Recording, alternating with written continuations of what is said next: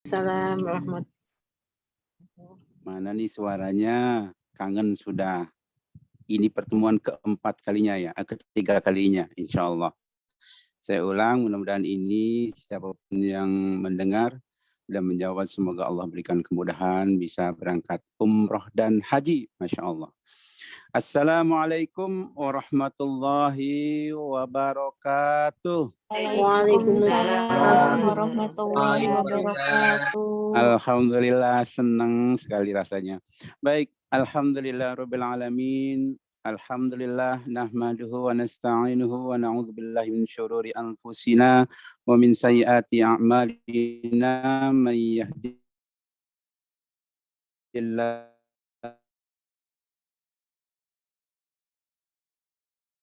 fala mudhillalah. Muhammadan abduhu wa rasuluh. Allahumma salli ala sayyidina Muhammad wa ala ali sayyidina wa maulana Muhammad.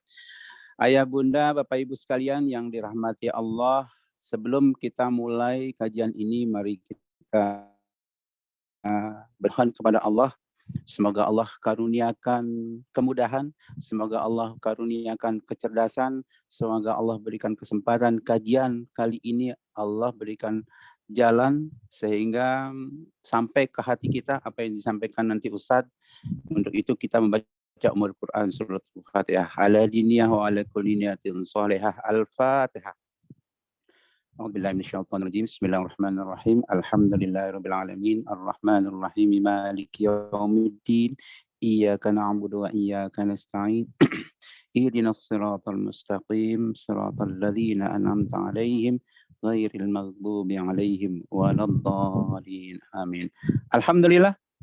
Kajian kali ini kajian taharah.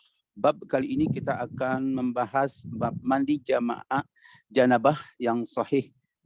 Mandi janabah yang sahih. Banyak sekali di antara kita mungkin ya, banyak kita belum tahu nih gimana sih urutannya mandi janabah atau bagaimana sih yang dicontohkan oleh Rasulullah. Kembali saya Agus, insya Allah menemani Bapak Ibu sekalian untuk kajian pada hari ini.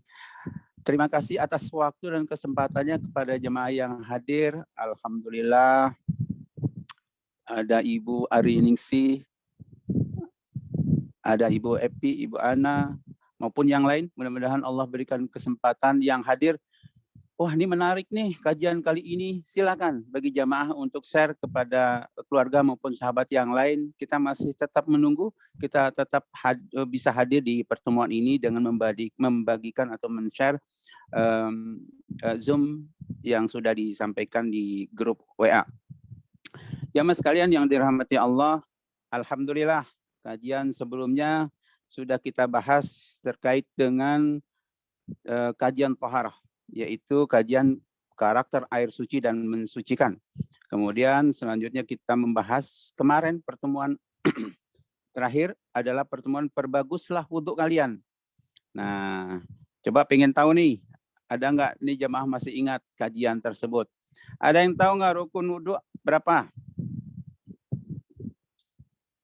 Ayo, ada yang tahu nggak rukun wudhu itu ada berapa yang dibahas kemarin oleh Ustadz? Baik, saya akan bantu. Yang pertama adalah niat. Yang kedua adalah membasuh muka. Ketiga, membasuh tangan sampai siku. Kemudian mengusap sebagian kepala dan membasuh kedua kaki sampai mata kaki. Dan terakhir adalah tertib. Tentunya banyak poin-poin dari keterangan dari 6 poin tersebut yang sudah disampaikan Ustadz. Alhamdulillah, pada hari ini bertepatan dengan hari Ahad, 7 November, betul ya? 2021 Masehi bertepatan dengan tanggal 2 Rabiul Akhir 1443 Hijriah. Kali ini kita akan membahas mandi janabah yang sahih. Subhanallah. Ini penting sekalipun kita sudah melakukan, kita sudah dan tentunya ini akan menjadi pemahaman ilmu buat kita semuanya. Namun sebelumnya lebih barokahnya pertemuan ini, saya mengajak kepada jamaah sekalian, yuk sama-sama kita berinfak, bersedekah, siapkan bekal investasi terbaik, akhirat yang terbaik, sebagaimana kita dapatkan ilmu sebagai bentuk tanda terima kasih, yuk kita berikan infak yang terbaik. Mengapa Allah dan Rasul memerintahkan umatnya untuk bersedekah? Sebab di dalam sedekah itu tertanam berlipat-lipat ganda pahala. Allah memberikan ganjaran dan menyayangi umatnya yang peduli terhadap sesama. Silakan bisa melalui QRIS yang ada di depan kita, program pesantren Darut Tauhid Tangerang Selatan. Melalui QRIS bisa, atau silakan saya hitung sampai 3 mungkin bagi jamaah yang menyempatkan diri atau dengan gadgetnya memaksimalkan QRIS, silakan. Insya Allah ini juga nanti akan disampaikan di akhir acara. Selanjutnya rekening KBH, silakan. Kalau saya tidak ada QRIS atau tidak biasa dengan QRIS, silakan bisa melalui rekening yang sudah tertera di depan kita. Insya Allah nanti bisa disampaikan akadnya di sana, apakah memang untuk pembangunan masjid atau memang program kajian bersama KBH yang insya Allah seperti kajian seperti ini, kajian-kajian seperti ini, dan insya Allah ke depan bukan hanya kita tidak hanya membahas di bab taharah saja. Insya Allah juga kita akan membahas bab-bab yang lain, ibadah harian lain. Tentunya ini akan sangat membantu mengingatkan kembali sesuai dengan ketentuan yang diajarkan oleh Rasulullah SAW. Silakan yang bagi ingin menyampaikan nomor rekeningnya, bagi yang ingin menyampaikan niatnya ingin menyampaikan transfer, silakan nanti bukti transfernya bisa dikirim atau difoto melalui nomor KBH yang ada di grup. Yang di grup itu adalah nomor KBH. Jamaah sekalian, alhamdulillah di pesantren Darut Tauhid Tangerang Selatan mungkin jamaah sebagian besar mungkin ya di grup ini atau di Zoom ini banyak yang belum ke sana. Takdirnya saat ini kita masih pandemik, jadi memang belum dibuka untuk umum. Insya Allah kita mohon kepada Allah, mudah-mudahan kondisi pandemik ini segera pergi dan enyah, sehingga kita bisa lebih maksimal dalam pertemuan kajian, dan insya Allah Bapak Ibu sekalian bisa berkunjung atau mau ingin tahu seperti apa sih pesantren Darut Tauhid di Tangerang Selatan gitu loh. Karena di sana Tangerang Selatan, Seruwa Indah Ciputat Tangerang Selatan. Silakan nanti bisa hadir. Dan mohon doanya, alhamdulillah di sana kita bangun sedang dalam proses pembangunan. Bapak Ibu sekalian, Masjid Al-Hadi Darut Tauhid Tangerang Selatan. Alhamdulillah sampai saat ini sudah 50% proses pembangunan. Kita mohon kepada Allah, insya Allah kita nanti adakan kajian di sana. Wabil khusus yang dekat dengan Tangerang Selatan ya, dekat dengan wilayah kami yang ada di pesantren atau di sekitarnya. Insya Allah kita akan buka kajian secara offline di Masjid Al-Hadi Darut Tauhid. Insya Allah para pemateri tentunya bersama guru kita Ki Haji Abdullah Gimnastiar dan juga para ustadz yang lain, para ulama, alim ulama, para tokoh nasional. Insya Allah kita akan adakan di sana. Dan di sana juga perlu diketahui juga ada boarding school santri Azkia untuk program SMP dan SMA Azkia Islamic School. Dan perlu jamaah sekalian ketahui bahwa di sana para santri itu beasiswa full di sana. Mereka adalah orang-orang yang memang perlu kita bantu, orang duafa yang memang perlu kita bantu, dan mereka semua memiliki kemampuan dalam arti tentu melewati syarat yang memang sudah ditentukan oleh Azkia Islamic School. Silakan bagi jamaah, bagi yang menyampaikan ikut dalam program pembangunan masjid, wakaf, pembangunan masjid, silakan melalui rekening yang sudah disampaikan sebelumnya. Baik, sekarang sudah memasuki waktu jam 10:09. Insya Allah kajian kali ini saya ingatkan kembali, mungkin di Zoom ini juga ada yang baru yang masuk. Insya Allah sebagaimana sebelumnya juga alhamdulillah Ustadz kita bersama kita selalu. Mudah-mudahan Allah berikan kesehatan untuk beliau sehingga di kemudian hari beliau tetap juga bisa mengisi untuk pertemuan selanjutnya. Insya Allah yang akan mengisi pemateri adalah Ustadz Ahmad Zarkasi. Mohon operator ada CP-nya yang agar jemaah mengetahui. Nah, ini adalah CV beliau, Ustadz Ahmad Zarkasi, Beliau juga adalah memang asatiz Darut Tauhid, kemudian beliau juga pengasuh rumah fikih. Alhamdulillah beliau juga telah banyak menghasilkan karya-karya buku beliau. Baik, terima kasih. Baik, saya coba sapa dulu beliau apa sudah hadir di tengah-tengah kita. Assalamualaikum Ustaz. Bismillah, Assalamualaikum Ustaz. Baik, mohon dibantu operator, posisi Ustadz di mana ya? Baik, baik, alhamdulillah. Insya Allah nanti Ustadz bersama kita untuk menyampaikan materi kali ini. Mudah-mudahan silakan bagi jamaah yang pertama, silakan siapkan diri yang terbaik, siapkan posisi mic-nya, kameranya, pakaian yang baik, tentunya yang sopan dan baik. Berkenan nanti saat aktif kamera dibuka, bila ada kendala boleh tidak ditampilkan. Sekiranya memang di ruang di tempat posisi Bapak Ayah Bunda sekalian sesuatu tidak nyaman atau memang tidak berkenan untuk ditampilkan, tidak apa-apa. Kemudian siapkan buku dan pulpen karena ini sangat membantu untuk mengingat-ingat kembali kita dalam mengaplikasikan dalam ilmu-ilmu yang sudah kita dapatkan. Kemudian Ayah Bunda sekalian, silakan nanti ada sesi pertanyaan di akhir kajian atau di akhir materi yang akan disampaikan oleh Ustadz. Silakan nanti bisa melalui raise hand atau melalui chat Zoom. Sekali lagi bahwa kajian kali ini luar biasa, mandi janabah yang sahih. Banyak rekan dan juga sahabat-sahabat saya juga bertanya terkait dengan janabah. Kadang malu untuk menyampaikan, padahal ini penting dan nggak mesti malu karena ini adalah ilmu yang memang harus kita ketahui, baik untuk diri kita sebagai ayah, diri kita sebagai ibu, tentunya bukan hanya diri kita, tapi bagaimana kita menyampaikan ilmu tentang terkait dengan janabah untuk bisa kita sampaikan ke anak-anak kita, karena bagaimanapun ini penting terkait dengan janabah. Baik. Dan selanjutnya insya Allah nanti pertanyaan silakan disiapkan dari sekarang atau memang ada PR ya. Ini pas nih kajian yang terkait dengan janabah. Saya akan pertanyakan ini. Silakan bisa disiapkan pertanyaannya dari sekarang. Nanti di sesi pertanyaan bisa disampaikan melalui raise hand. Kita akan berikan langsung dialog bersama Ustadz atau melalui chat Zoom yang fasilitas yang sudah ada.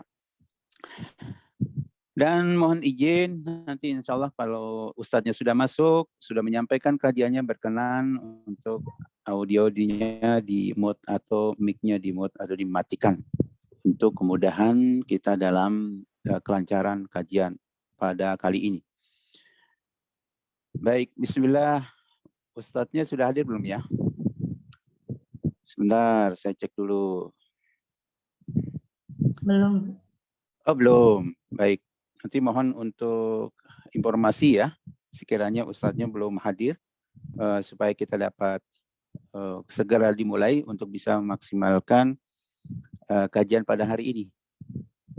Baik, Ayah Bunda sekalian, insya Allah sebagai informasi bahwa silakan nanti bisa disampaikan kepada keluarga maupun sahabat yang lain. Kali ini kita akan membahas mandi janabah yang sahih.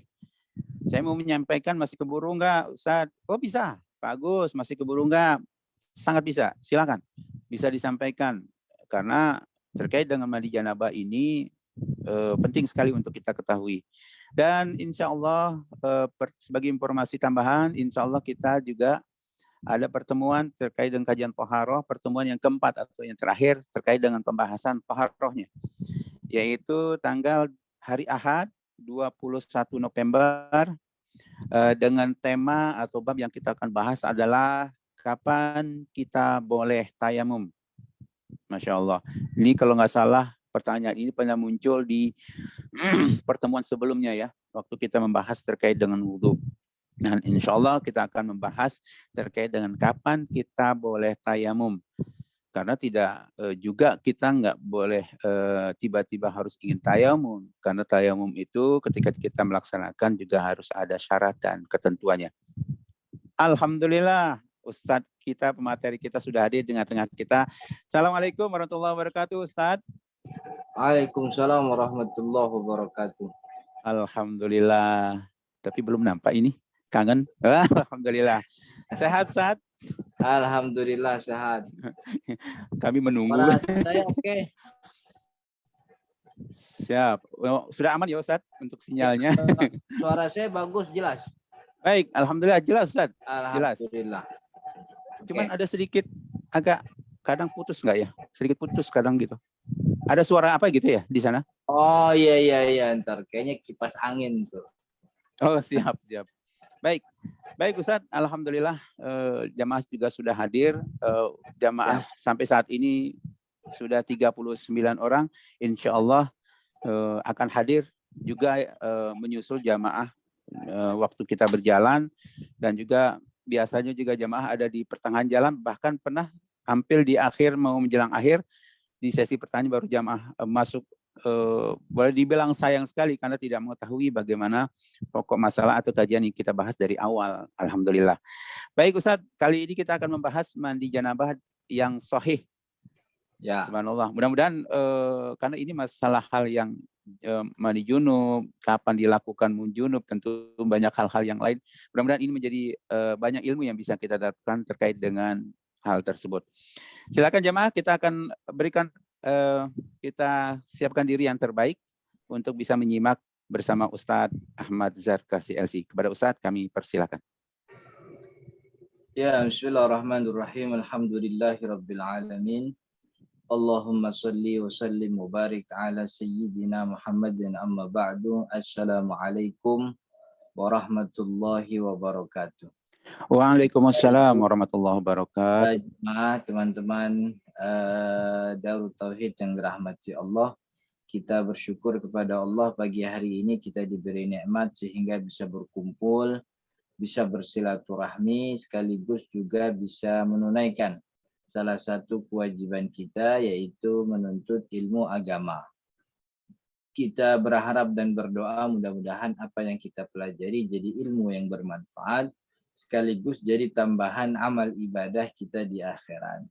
Dan kita juga tidak lupa untuk bersolawat kepada Nabi Muhammad SAW beserta keluarga dan juga para sahabatnya dengan harapan dan doa. Mudah-mudahan kita termasuk orang yang mendapatkan syafaat Rasul SAW di hari kiamat nanti. Amin ya rabbal alamin. Para jemaah Bapak Ibu yang dirahmati Allah, sebagaimana sudah kita pelajari di pertemuan sebelumnya, ini adalah bagian ketiga dari 4 bagian tentang permasalahan taharah yang kita bahas. Di pertemuan pertama kita sudah membahas tentang jenis air, begitu ya. Jadi mana yang boleh dijadikan media bersuci, mana yang tidak boleh, mana yang dibolehkan tapi dimakruhkan, mana yang memang benar-benar tidak dibolehkan karena tercampur dengan najis. Nah, di pertemuan kedua, 2 pekan yang lalu kita sudah membahas tentang wudhu. Dan wudhu sebagaimana kita singgung bahwa dia adalah satu ritual yang diajarkan oleh syariat untuk mengangkat hadas kecil. Dan kita sudah tahu ya bahwa hadas itu ada 2. Ada hadas kecil, ada hadas besar. Untuk hadas kecil, Allah memerintahkan kita untuk mengangkatnya dengan wudhu. Dan tidak ada cara lain kecuali dengan wudhu. Nah, sedangkan hadas besar, begitu, hadas besar itu sesuatu yang harus kita angkat alias kita hilangkan dari badan kita. Dan cara yang dibolehkan, cara yang ditetapkan oleh syariat yaitu dengan mandi. Yang kemudian mandi itu disebut dengan istilah mandi besar karena fungsinya untuk mengangkat hadas besar. Orang lain menyebutnya dengan istilah mandi junub karena berfungsi untuk mengangkat janabah, kan begitu. Ada sebagian lagi menyebut dengan istilah mandi wajib karena mandi ini memang hukumnya wajib, yang kalau kita nggak mandi maka berdosa karena ada kewajiban-kewajiban syariat yang disyaratkan kita harus bersih dari janabah. Jadi orang menyebut mandi wajib, ya memang begitu hukumnya. Orang menyebut mandi junub memang itu fungsinya, orang nyebut mandi besar juga memang fungsinya memang untuk mengangkat hadas besar. Jadi baik mandi junub, mandi besar, mandi wajib, atau mandi apapun itu, pada intinya dia adalah berfungsi untuk mengangkat hadas besar. Nah, kita ulang sedikit bahwa hadas itu bukan barang atau benda. Jadi hadas itu status diri yang nempel pada diri kita karena kita melakukan sesuatu. Kalau kita kentut, kita buang air kecil, nah itu adalah penyebab yang membuat kita berhadas kecil. Gitu. Jadi kita berhadas, hadasnya kecil sebab kita kencing. Begitu. Sedangkan hadas besar adalah ya tadi hadas yang memang mewajibkan kita untuk dihilangkannya, untuk diangkat dengan mandi. Makanya disebut hadas besar. Nanti kita akan bahas tuh sebab kenapa orang bisa berhadas besar. Jadi hadas itu status yang nempel pada badan kita, pada diri kita, karena kita melakukan sesuatu. Dan hadas itu status bagi orang mukallaf, bagi kita, bagi makhluk muslim yang hidup gitu. Sedangkan orang benda itu tidak dikatakan berhadas gitu. Sebagaimana juga kita tidak dikatakan najis karena najis itu tidak ada dalam status manusia. Manusia itu pasti suci, bahkan sampai dia meninggal pun manusia suci. Cuman dia berhadas gitu. Jadi kita mungkin berhadas tapi nggak mungkin najis. Gelas di samping kita yang kita pegang itu mungkin najis, tapi tidak mungkin gelas berhadas. Jadi najis itu sesuatu yang kelihatan, ada bendanya, punya dimensi, kita bisa pegang, itu namanya najis. Tapi kalau hadas dia tidak terlihat, karena dia status yang menempel dalam diri seseorang karena sebab dia melakukan sesuatu. Baik, Bapak Ibu yang dirahmati Allah, saya mohon untuk ditampilkan slide-nya yang sudah saya titipkan, mudah-mudahan ada ya. Jadi saya di tempat yang sulit untuk menampilkan slide tersebut. Gitu. Jadi dalam bahasa syariat disebut dengan istilah al-ghusl, yaitu jadi ada istilah ghusl, ghainnya maftuhah, ghainnya itu difathahkan, ada istilah ghusl. Itu bahasa Arabnya tuh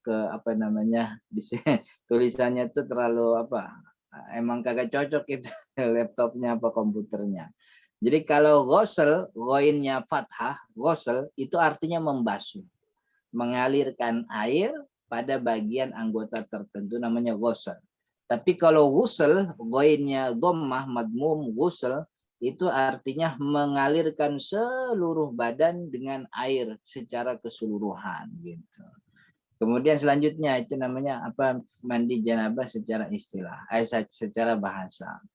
Nah, al-ghusl atau mandi yang kita sebut mandi janabah dalam bahasa Arab disebut dengan istilah ghusl. Kata ini memiliki makna yaitu menggunakan air ke seluruh badan. Adapun kata janabah dalam bahasa Arab bermakna jauh. Kan kita ngomongin mandi janabah. Jadi nama resmi dalam kitab-kitab fikih disebut dengan istilah ghuslul janabah gitu. Walaupun tadi penyebutannya ada orang nyebutnya mandi wajib, mandi junub, mandi besar gitu. Tapi itu penyebutan yang sah-sah saja. Tapi secara resmi disebutkan dalam kitab fikih namanya ghuslul janabah, yaitu mandi janabah atau mandi junub. Mandi al-ghusl itu mengalirkan air ke seluruh badan. Janabah secara bahasa adalah jauh.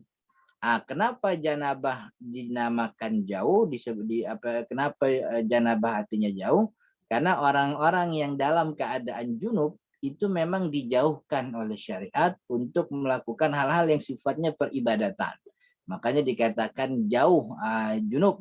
Dia orang jauh, maksudnya jauh dari ibadah. Karena orang kalau junub itu ya emang banyak ibadah yang tertahan karena statusnya tersebut. Orang kalau lagi junub kan nggak boleh puasa. Kalau perempuan kan gitu, haid itu kan bagian daripada janabah kan ya. Nggak boleh megang Al-Quran, bahkan membacanya pun tidak boleh. Orang yang nggak punya wudhu boleh baca Al-Quran, tapi megangnya nggak boleh. Orang junub nggak boleh dua-duanya, megangnya nggak boleh. Baca Al-Qurannya juga nggak boleh, kan ya.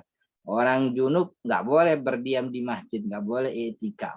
Orang yang nggak punya wudhu hadas kecil tetap boleh. Gitu. Jadi dikatakan janabah dalam bahasa Arab, janabah itu maknanya jauh. Gitu. Nah, maknanya jauh itu orang mereka itu dijauhkan oleh syariat untuk melakukan peribadatan kepada Allah. Secara istilah, kalimat ghusl janabah kalau disatukan itu artinya istimalu ma'in tahurin fi jami'il badani ala wajhin makhsus bisyurutin wa arkan, yaitu memakai air yang suci pada seluruh badan dengan tata cara tertentu, dengan syarat-syarat dan rukun-rukun tertentu. Jadi memakai air yang suci pada seluruh anggota badan bisyara'id ala wajhin makhsus, dengan cara yang khusus. Jadi sejatinya mandi janabah itu sama seperti mandi pada biasa, mandi umumnya. Ya guyurannya juga sama, pakai air juga sama, nyiduk airnya dari ember juga sama. Cuman kata ulama ala wajhin makhsus. Ada tata cara yang membuat dia lebih spesifik dibanding mandi pada umumnya, bisyurutin wa arkan. Yang membuat dia khusus berbeda itu karena ada syarat dan rukunnya. Nanti kita jelaskan syarat dan rukunnya. Kemudian selanjutnya slide-nya. Nah, Bapak Ibu yang dirahmati Allah, ada istilah mujibatul ghusli. Mujibatul ghusli itu adalah hal-hal yang membuat mandi janabah itu wajib. Kalau kemarin kita singgung ya,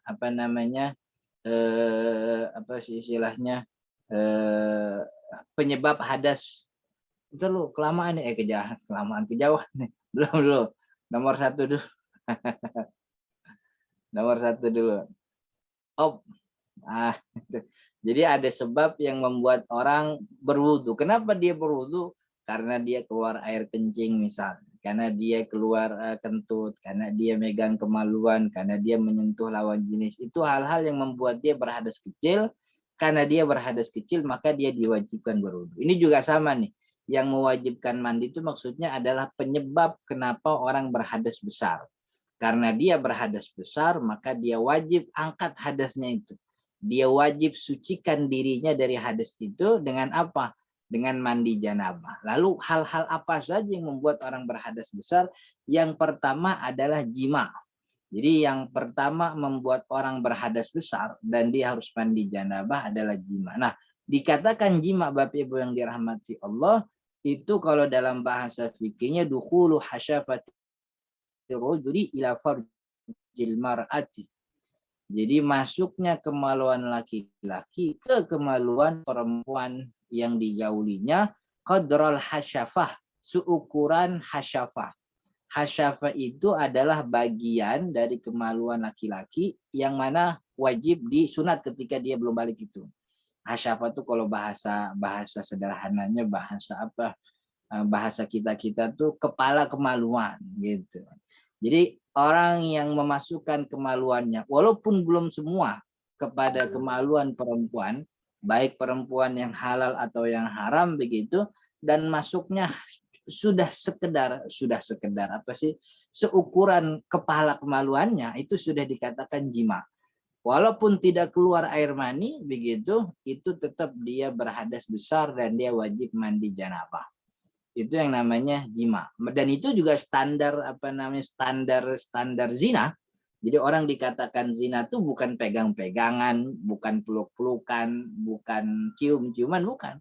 Tapi standar zina itu ya masuknya kemaluan laki-laki ke kemaluan perempuan seukuran kepala kemaluannya. Entah kepala kemaluannya atau mungkin kepala kemaluannya tidak ada, tapi seukuran kepala kemaluan. Itu yang dikatakan sebagai jima. Dia menyebabkan mandi janabah kalau itu adalah bersama istri yang sah. Dia menyebabkan menyebabkan hukuman cambuk bagi laki-laki dan perempuan kalau dia adalah gair muhson gitu ya. Atau kalau dia kalau dia muhson dihukum rajam. Kalau itu dia bergaul dengan perempuan atau lawan jenis yang tidak halal. Tapi syaratnya kan nggak boleh pakai video ya. Artinya kan untuk mendirikan hukuman zina, yaitu dicambuk 100 kali atau dirajam bagi orang yang sudah menikah sampai meninggal, itu kan hududullah, itu kan haknya Allah. Dan hududullah itu dalam kalimat ulama fikih itu mestinya ditutup-tutupi. Makanya dijadikan syaratnya tuh agak panjang supaya orang nggak terkena itu. Gitu. Maksudnya kita itu diperintah oleh syariat untuk menutup aib saudara kita sebisa mungkin. Tutup aib saudaramu yang membuat dia tuh bakal terkena had hukuman Allah. Dan itu ceritanya masyhur kan terkait dengan Hazal. Bapak Ibu kalau pernah dengar cerita Hazal bin Ri'ab al-Aslami itu Ma'is ya. Jadi dalam sejarah bahwa Nabi Muhammad pernah melakukan rajam kepada salah seorang sahabat namanya Ma'is. Ma'is itu ngaku tuh bukan disahkan syaratnya hukum rajam atau hukum cambuk berzina kan syaratnya saksi 4 orang. Kalau nggak ada 4 orang saksi ya dia harus berikrar dirinya sendiri bahwa dia berzina. Dulu ada sahabat namanya Ma'is. Ma'is itu berzina. Lalu kemudian karena dia berzina dia gelisah. Karena dia gelisah dia datang ke Sayyidina Abu Bakar. Kata Sayyidina Abu Bakar dilaporkan bahwa Ma'is itu berzina. Kata Sayyidina Abu Bakar, tub ilallah, ente tobat aja. Tobat udah pergi gitu. Tub ilallah itu maruh minni kan gitu. Tobat kepada Allah udah nggak usah ada depan matanya lagi. Jadi Sayyidina Abu Bakar nggak mau lama-lama ngomong sama beliau, khawatir nanti dikorek-korek, jadi malah ngaku beneran. Maka kata Sayyidina Abu Bakar, udah tobat aja, udah sana habis pergi. Kemudian gelisah lagi dia datang ke Sayyidina Umar. Sayyidina Umar juga bilangnya sama, tobat aja. Habis tobat udah nggak usah sini lagi datang. Gitu. Tapi ternyata ada namanya Hazal bin Ri'ab al-Aslami. Ini orang nih yang maksa Ma'is untuk lapor ke Nabi. Gitu. Jadi Ma'is nih sahabat Nabi, semangat begitu, punya keislaman yang baik begitu. Ya cuman dalam masalah ini jadi cerita beliau nih jadi cerita yang jadi contoh bagi kita bahwa ini cerita yang tidak boleh dicontoh gitu. Jadi Hazal tuh malah Ma'is, ente tuh lapor dong kepada Nabi. Wah ente bahaya nanti. Nanti kalau ente nggak lapor sama Nabi Muhammad tahu melalui perantara malaikat Jibril, ente bisa bahaya. Jadi diojok-ojok begitu sama Hazal tuh. Yang tadinya dia ragu ngomong apa enggak. Bahkan dalam riwayat lain itu Ma'is tuh cerita duluan ke Hazal, lalu Hazal yang nyuruh cerita ke Abu Bakar, nyuruh cerita ke Sayyidina Umar. Dia temenin tuh. Sampai kemudian ke Nabi Muhammad ditemenin. Cerita sono ke Nabi Muhammad, lapor, ntar Nabi Muhammad tahu dilaporin sama Allah, Allah langsung ngasih tahu Nabi Muhammad, ente lebih bahaya lagi, nanti turun ayat Allah buat ente. Wah, pokoknya Hazal tuh begitu. Jadi ya semangat berislamnya begitu. Diojok-ojok terus Ma'is sampai akhirnya benar Ma'is datang ke Nabi Muhammad mengaku bahwa dia berzina atas dorongan Hazal gitu. Yang kata Nabi Muhammad ketika Ma'is datang, dia nanya ke orang-orang, Nabi Muhammad nanya, ini Ma'is nih gila apa enggak sih? Gitu. Jangan-jangan dia ngomong kayak gini. Jadi Nabi Muhammad tuh mempertanyakan supaya tidak terjadi tuh hukum Allah. Karena memang kita diperintah untuk menutup-nutupi itu. Jangan sampai kemudian hududullah itu terlaksana. Jangan sampai. Itu aib saudara kita. Jadi Nabi Muhammad tanya, jangan-jangan ente gila kali ini. Bener gak nih orang kata gitu. Bahasa kita gitu. Ini Ma'is nih, sehat apa enggak sih? Sehat ya Rasul, Ma'is sehat. Gitu. Jangan nanti dipaksa kali. Enggak ya Rasul. Akhirnya ya udah ngaku ya begitu. Akhirnya datanglah hukuman Allah Subhanahu wa taala. Ya karena sudah ikrar kan, sudah melakukan pernyataan, maka Nabi Muhammad tidak bisa mengelak lagi. Akhirnya Ma'is dirajam. Kan begitu. Dalam dalam riwayat lain, Nabi Muhammad tuh malah nunjuk Hazal. Jadi Nabi Muhammad dilaporkan oleh Ma'is di sampingnya tuh ada Hazal yang ngojok-ngojokin Ma'is. Ditunjuk-tunjuk sama Nabi Muhammad, Hazal, halla satartumuh bi'athiyabikum kan gitu. Halla satartum akhakum, halla satartum akhakum kana khairun lakum. Coba kalau kemarin ente tutupin pakai baju ente gitu.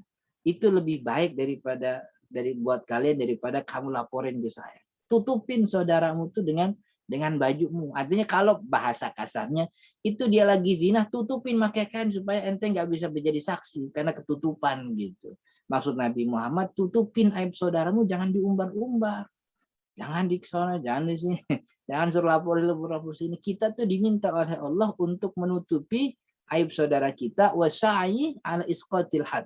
Dan kita diperintah oleh Allah untuk selalu berupaya untuk menurunkan hududullah kepada kepada saudara kita. Ada hududullah ya. Jadi hududullah itu seperti had berzina, haddu hukuman meminum khamar, kemudian hukuman apalagi hukuman muharabah. Muharabah itu istilahnya murtad dan mengajak orang lain juga murtad, mencederai agama, menghina Nabi Muhammad SAW. Itu kan hududullah. Kalau haknya orang kan nggak bisa digugurkan, tergantung orangnya. Seperti kisos kan gitu, kita mukul orang kan di kisos kita dipukul lagi. Nah, itu kan haknya dia. Maka dia tuh harus diminta ridho. Kalau nggak diminta ridho, saya nggak mau ridho. Saya maunya dia dipukul lagi, ya dipukul lagi itu kisos. Tapi kan ada hududullah. Ada hukuman yang merupakan hak Allah dan kita diminta oleh Allah untuk menggugurkan itu. Makanya ada kaidah fikih tudra'ul hududu bisyubuhat. Hudud hukuman Allah tuh bisa dicegah bisyubuhat dengan syubhat. Syubhat itu maksudnya dengan spekulasi-spekulasi. Kan gitu.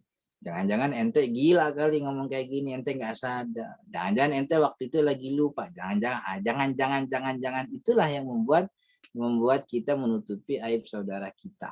Sebagaimana dulu ada perempuan kan ngaku berzina, ya Rasul. Saya berzina begitu. Jangan-jangan ente lagi lupa. Enggak ya Rasul, saya ingat ini Ramadan. Jangan-jangan dan seterusnya.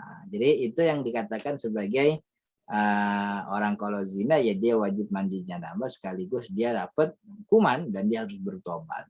Kemudian yang kedua kita lagi jadi ngomongin hudud gitu. Yang kedua itu membuat orang mandi janabah dan dia berhadas besar itu keluar air mani. Jadi jima dengan keluar air mani itu dua sebab yang berbeda.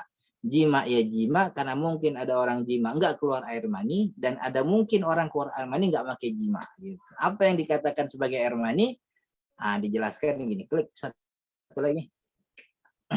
Nah, air mani itu al-ma'ul ghalidhud dafiqul ladzi yakhruju 'inda ishtidadi syahwat. Yaitu air yang kental. Jadi air mani itu biar enggak kita bingung biar kita nggak bingung, air mani itu adalah air yang kental terpancar keluarnya ketika syahwat memuncak. Karakternya yang pertama, air mani itu aromanya seperti adonan roti. Kita udah hafal tuh ya, ketika basah dan seperti putih telur ketika kering. Yang kedua, keluarnya muncrat alias memancar. Jadi ketika keluar dari kemaluan, dia memancar atau muncrat. Yang ketiga, karakternya air mani, ada rasa nikmat ketika keluar dan melemah syahwat setelahnya. Jadi ini ketiga karakter. Nah, tapi tiga karakter ini coba teks lagi. Nah, tiga karakter ini tidak mesti kumpul semuanya, kata Imam Taqiyuddin Al-Isni dalam kitab Kifayatul Akhyar.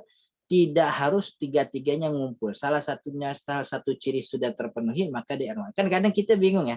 Ketika bangun tidur, tiba-tiba ada basah di celana kita. Kita bingung apakah air mani atau bukan. Kalau kita ingat muncrat apa enggak, udah lagi tidur tadi, kayaknya enggak ingat. Tapi mungkin kita mimpi.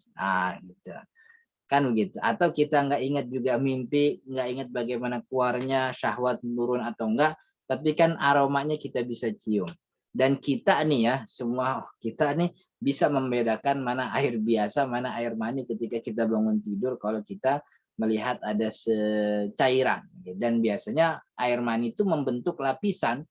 Kalau air kan tibang basah kemudian kering.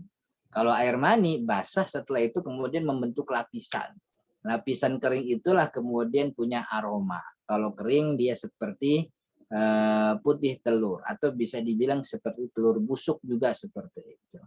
Jadi yang menyebabkan orang berhadas besar dan dia wajib mandi janabah keluar air mani. Kemudian yang ketiga adalah, klik lagi, yang nomor 3 adalah maut, kematian. Jadi 3 sebab ini, jima, air mani, dan kematian adalah sebab yang terjadi pada laki-laki dan perempuan. Laki atau perempuan ini sama. Jadi laki-laki perempuan jima wajib mandi janabah. Laki-laki perempuan keluar air mani wajib mandi janabah. Laki-laki dan perempuan mati, tentu kalau mati kan bukan dia yang mandiin kan, bukan dia sendiri gitu. Walaupun kita kita mendapati riwayat beberapa ulama memang punya karomah itu. Salah satu yang masyhur bahwa Imam Nawawi Banten itu dalam kitabnya ketika membahas tentang bab janaiz, beliau menceritakan ada beberapa ulama yang jenazahnya tuh sudah wangi. Jadi sudah seperti dimandikan dan dikatakan bahwa dia dimandikan oleh para malaikat dan seterusnya. Dan itu cerita yang masyhur sekali kalau kita belajar dari kitab-kitab fikih orang kampung, salah satunya kitab Kasyifatus Saja karangan Imam Nawawi Banten. Jadi ini 3 hal yang menyebabkan orang mandi janabah gitu. Walaupun memang yang sebab kematian ini diperdebatkan. Apakah kewajiban mandi bagi jenazah itu adalah kewajiban yang sifatnya mengangkat hadas besar gitu, atau sifatnya hanya untuk membersihkan badan jenazah saja gitu. Apakah kalau wajib mandinya kita tahu wajib mandi. Tapi apakah mandinya itu ditujukan untuk mengangkat hadas besar? Kalau ditujukan mengangkat hadas besar kan agak tidak masuk akal karena dia orang meninggal begitu. Kalau dikatakan sebagai hanya membersihkan badan mayit agar rapih dan wangi, bersih, tidak ada kotoran, itu yang lebih masuk akal. Dan ini yang dikatakan oleh Imam Nawawi Ad-Dimashqi, bahwa mandi bagi orang mayit, bagi jenazah itu bukan mandi mengangkat hadas besar. Tapi dia wajib mandi. Maka di sini dikatakan wajib mandinya wajib, tapi bukan hadas besar. Mandinya wajib karena dia ya mayit begitu. Dan dia harus membersihkan apa yang najis yang ada di dalam badannya sebelum dia masuk ke liang lahat. Makanya kata Imam Nawawi Ad-Dimashqi, Imam Nawawi Banten sama Imam Nawawi Damasqi beda. Imam Nawawi Damaskus itu Ad-Dimashqi itu pentolannya Syafi'i yang punya kitab Al-Majmu' gitu. Beliau mengatakan kata Imam Nawawi karena fungsi mandi buat jenazah itu bukan untuk mengangkat hadas besar, hanya sekedar untuk membersihkan badannya, maka tidak ada masalah kalau yang memandikan itu non muslim. Kalau memang tidak ada orang, misalnya begitu ya, jenazahnya perempuan muslimah, tapi dia tinggal di daerah yang perempuan tuh udah kagak ada lagi, cuman dia doang.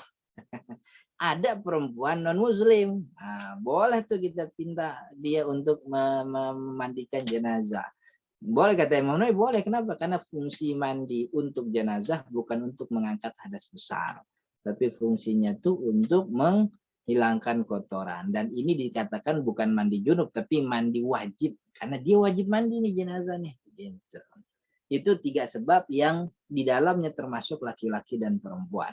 Lalu 3 sebab selanjutnya diklik, ini khusus sebab bagi orang perempuan, bagi wanita, yaitu pertama haid, nifas, dan melahirkan. Tentu dalam arti haid itu setelah haid selesai, begitu ya, nifas dan melahirkan gitu. Berkaitan dengan maut dan kematian, saya punya buku kecil gitu ya. Saya menulis satu buku kecil tentang antara kita jenazah dan kuburan gitu. Berkaitan dengan kematian itu antara kita jenazah dan kuburan. Saya tulis buku itu waktu itu dulu diminta oleh beberapa masjid untuk bikin pelatihan mandi jenazah gitu. Dan saya menolak itu. Menolak bukan karena nggak mau ngajarin mandi jenazah. Pertama, saya bukan tukang mandiin jenazah begitu ya. Yang kedua, praktek memandikan jenazah itu pelatihan yang bagi saya pribadi dengan segala hormat itu tidak tidak aplikatif. Karena kita tinggal di lingkungan muslim yang Islamnya tuh dari dulu sudah mengakar. Islam yang kita nih di apalagi kota besar Jakarta, Bogor, Tangerang, Bekasi, Surabaya dan seterusnya, itu mesti setiap kampung ada kuncennya tuh. Satu kampung mesti ada tukang mandi jenazah. Dan tukang mandi jenazah itu biasa turun temurun. Yang sekarang tukang mandi jenazah itu dulu bapaknya juga begitu tuh. Jadi maksud saya yang ikut pelatihan kalau nanti ada mayit yang meninggal dia nggak bakal mandi jenazah, yang mandi jenazah tetap kuncennya. Maka itu saya berpikir karena daripada waktu kita habis untuk melakukan pelatihan jenazah yang itu tidak kita aplikasikan juga ya kalau kita tinggal di luar Indonesia gitu ya, tinggalnya di Korea, tinggalnya mungkin di Perancis, yang komunitas muslim itu terbatas. Maka kita punya kewajiban tuh mandi janabah, dan karena kita punya kewajiban kita harus belajar. Karena orang muslim cuma kita doang gitu. Tapi kalau kita kan jadi Saya pikir ketika itu mending kita bahas masalah-masalah yang sering menjadi perdebatan di tengah masyarakat berkaitan dengan jenazah. Baik itu pra penguburan atau pasca penguburan atau ketika disemayamkan. Dari mulai baca Al-Quran untuk mayit, dari mulai baca talqin, kemudian syahadah ketika orang dibawa ke masjid itu kan, isyhadu anna hadzal mayyit min ahlul khair. Terus satu masjid bilang, hoir, saya nggak paham, saya nggak yakin kalau orang-orang tuh paham semua apa yang disebut. Gitu.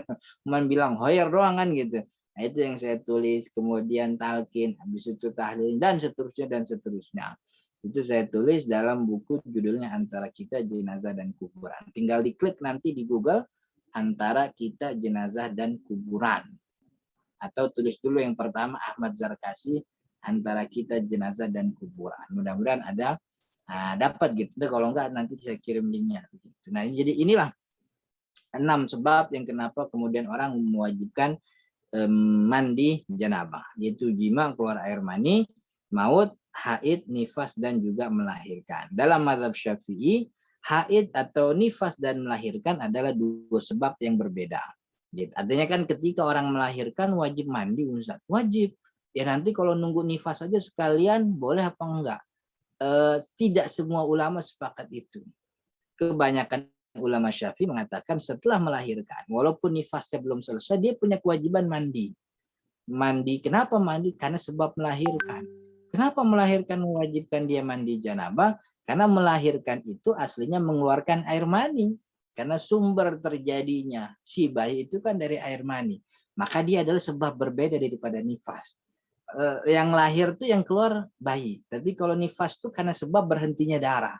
Jadi 2 sebab yang berbeda. Maka setelah melahirkan dia wajib mandi. Nanti darah nifasnya selesai dia mandi lagi.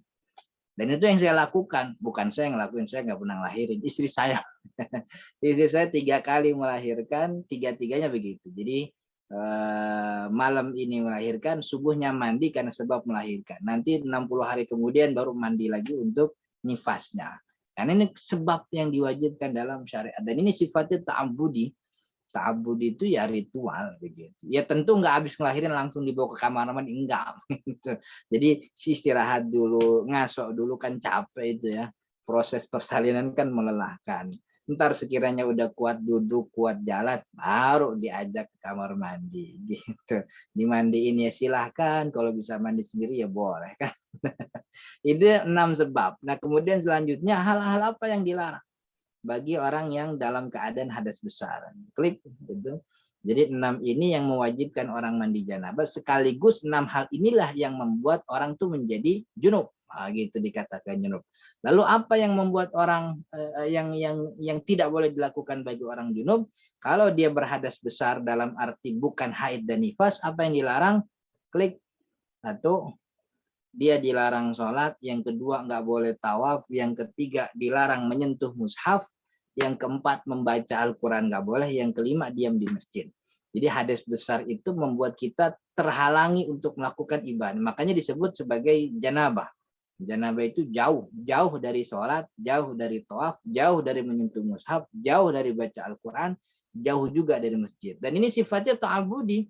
Ya begitu, kalau kita junub nggak boleh melakukan sholat. Dan ke dalam ada kaidah dalam yang masyhur dalam mazhab Imam Syafi'i, at-talabusu bil ibadatil fasidati haram. Mengerjakan ibadah yang kita tahu ibadahnya nggak sah gara-gara ada sebab yang membuat kita nggak sah, itu hukumnya haram. Kita lagi junub, tahu kita lagi junub dan tahu kalau lagi junub sholat nggak sah, kita tetap sholat, sholatnya nggak berpahala, malah jadi maksiat. Kita lagi junub, tahu lagi junub dan nggak boleh tawaf, kita tetap tawaf, tawafnya bukan jadi ibadah tapi jadi maksiat. At-talabbusu bil ibadatil fasidati haram. Melakukan ibadah yang sudah pasti rusak, karena kita tahu kita nggak memenuhi syaratnya, dipaksa kita terus maksa kita melakukannya, maka ibadah tersebut jadi hukumnya haram. Kemudian yang selanjutnya, kalau ya haid nifas ada lagi tambahannya. Nah, kalau haid jadi hadas besar yang umum begitu 5. Tapi kalau hadas besar kan haid dan nifas, apa yang dilarang? Yang pertama sama, 1-5 sama. Nggak boleh sholat, nggak boleh. Bedanya dia ada nggak boleh puasanya. Jadi kalau orang yang junub masih boleh puasa, boleh puasa. Karena tidak ada syarat bersih dari junub bagi laki-laki kalau dia ingin puasa. Bahkan ketika masuk waktu subuh dan dia dalam keadaan junub, dia tetap boleh berpuasa. Yang penting malamnya udah niat begitu. Tapi kalau perempuan masa haid, masa nifasnya nggak boleh berpuasa. Yang ketiga, tidak boleh baca Al-Quran sebagaimana junub pada umumnya. Yang keempat, tidak boleh menyentuh mushaf juga sama. Kemudian yang kelima, masuk masjid juga sama sebagaimana kebanyakan orang junub. 6 tawaf. Nah, yang ketujuh, orang yang haid, sedang haid atau sedang nifas tidak boleh wato. Wato itu bergaul. Bergaul itu artinya memasukkan kemaluan laki-laki ke kemaluan perempuan. Itu nggak boleh dilakukan. Kalau itu dilakukan jadi maksiat. Yang awalnya ibadah kan ya. Kalau dia dalam keadaan suci itu ibadah. Tapi gara-gara dia dalam keadaan tidak suci, haid, nah itu jadinya malah maksiat. Yang kedelapan itu ada yang kedelapan yang dilarang bagi perempuan haid dan nifas adalah istimta. Istimta itu bercumbu pada bagian antara pusar dan lutut. Jadi gini nih, nomor 7 sama nomor 8 nih agak nempel. Dalam hadis Nabi Muhammad begini, isna'u kulla syai'in illa nikah. Jadi ada perempuan yang nanya ke Nabi Muhammad, ya Rasul. Ada sahabat Nabi, saya lupa kalau nggak salah itu Jabir bin Abdullah atau siapa. Dia nanya, Rasul, kalau istri kita lagi haid, kita bolehnya ngapain? Gitu. Kata Nabi Muhammad, isna'u kulla syai'in illa nikah. Isna'u, perbuatlah sesuatu apapun yang kalian mau, silahkan illa nikah, kecuali jimanya. Jadi mau bercumbu di atas boleh, mau cium-ciuman boleh, mau pegangan juga boleh. Apapun jenis percumbuannya boleh, kecuali nikah, kecuali memasukkan kemaluan ke dalam kemaluan. Gitu. Lalu sejatinya hadis itu menunjukkan bahwa yang dilarang itu cuma wafa. Berarti bercumbu, yang penting tidak wafa, tidak memasukkan, itu nggak ada masalah. Tapi mazhab Syafi'i menambahkan istimta, bercumbu antara pusar dan lutut itu menjadi haram juga. Kenapa? Karena itu namanya bisa dari khawatir. Kalau kita bolehin antara pusar dan lutut, takut-takutnya nyamber, akhirnya dia watuk juga. Makanya kita tutup. Kan kita begitu. Kita begitu. Manusia tuh rada kurang puas kan ya. Udah pegang tangan, maunya pegang lengan, kan gitu. Udah cium tangan, maunya cium muka, dan seterusnya. Ini makin lama jadi uka-uka. Jadi buka-buka semua akhirnya kan gitu. Makanya kita haramin antara pusar dan lutut. Silahkan bercumbu ciuman, tapi nggak boleh sampai pusar. Gitu. Mau di kaki silakan, tapi nggak boleh sampai lutut. Itu bagian yang diharamkan karena khawatir dia jatuh pada bergaul dalam arti memasukkan kemaluan, yang itu dilarang oleh syariat.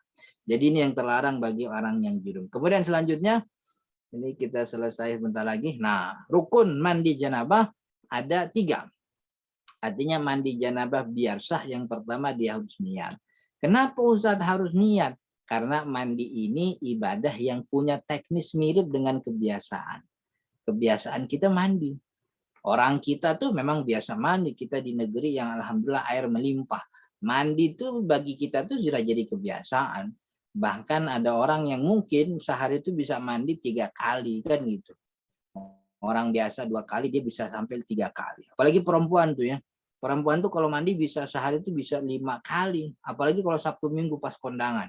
Itu beda tempat, mandinya beda lagi tuh kan. Orang laki kan lebih nyantai ya. Kondangan di mana aja mandi cukup sekali pas pagi kan. Pas nanti nyampe tempat kondangan kedua tinggal buka tisu basah, lap muka, beres.